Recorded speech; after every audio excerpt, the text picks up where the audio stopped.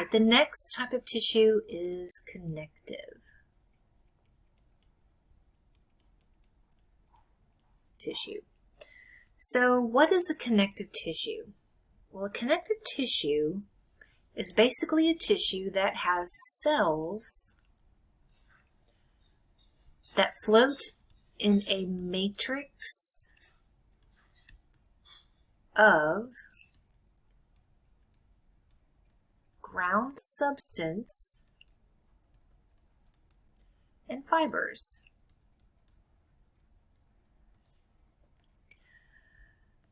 Connective tissue also has certain characteristics that are important. So the first one is that connective tissue, what does it do? It connects things together and supports other tissues. Okay, so it connects stuff, binds stuff, and provides support. Connective tissue has varying levels of vascularity. So we know that epithelial tissue is completely avascular. It doesn't matter what kind of epithelial tissue it is avascular. You don't even have to think about it. Connective tissues are different. So some are very, very vascular, and it goes to the other side of the gambit there. You've got one type of connective tissue that is avascular. So and then there's ones that are in between that are pretty vascular, not quite as vascular as others. So again, varying levels of vascularity. All right, the cells in connective tissue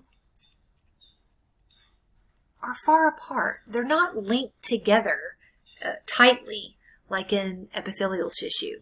Okay, they're kind of all over the place. All right. Connective tissue is very diverse.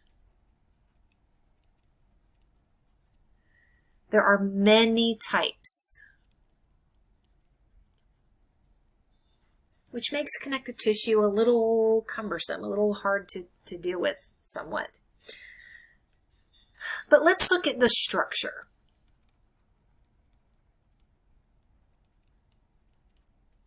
So in the definition up there, we said that connective tissue are cells in a matrix of ground substance and fibers. So what does that mean exactly? Well, first we have cells. Let's just write this out. So we've got cells that are suspended in a matrix of ground substance and fibers. So the fibers, make those green. So fibers and this yellow, ground substance. So the fibers plus the ground substance, so this one plus that is called matrix. Okay, the matrix is fibers and ground substance that cells are suspended in, and these cells actually make or secrete the matrix. So the cells. So what kind of cells have we got here? Well, we have cells initially that are embryonic cells called mesenchymal cells.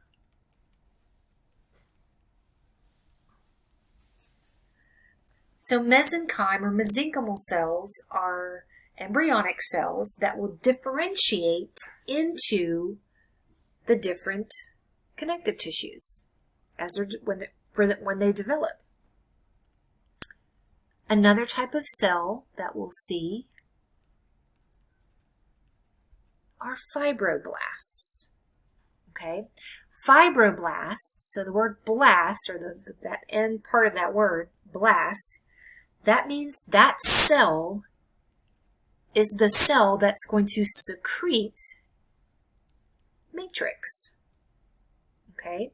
So in most connective tissue, there's several types, and the majority, or what you think about probably as connective tissue, is part of connective tissue proper. And in connective tissue proper, the cells that make matrix are called fibroblasts. Cartilage and bone are also connective tissues. So in cartilage, the cells that make matrix are called chondrocytes. In bone, or chondroblasts, excuse me. In bone, they're called osteoblasts. Okay, so they're osteoblasts and chondroblasts. They're also osteocytes and chondrocytes. Those cells are mature osteo and chondroblasts, and they maintain the matrix. Okay? In fat, which is also a connective tissue, fat is made up of adipocytes. And we can have those cells mixed in with the different types of connective tissue. Okay? So adipocytes, those are fat cells, and that's fuel storage. Okay? We also have immune cells that are part of connective tissue. So cells like macrophages, cells like mast cells.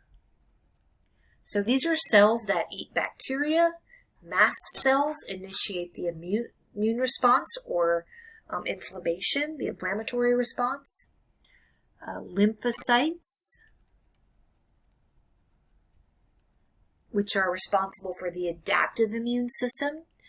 So connective tissue is very involved in the immune response. So those are the kind of cells that you'll see in the different connective tissues. The fibers.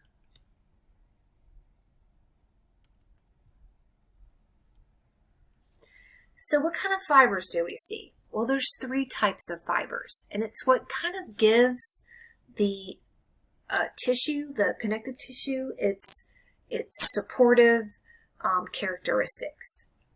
So we have something called collagen. Collagen fibers are very strong, very strong. They're going to be in a lot of different connective tissues, and they range. In bone, they're very, very, very strong. Think about how strong your bones are. There's collagen in your tendons.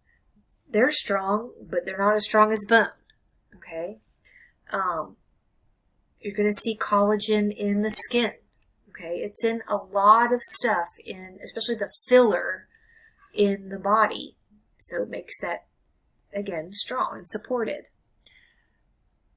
All right, the next type of fiber is called a reticular fiber. And reticular fibers are not quite as strong. They're similar to collagen, but they're thinner.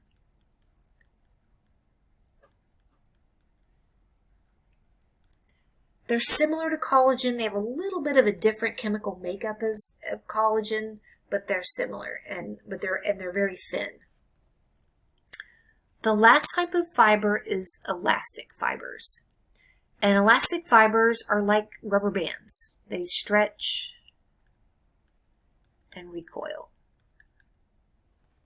Okay, so those are the fibers that you're going to see within the matrix. Collagen is the most, you'll see the most.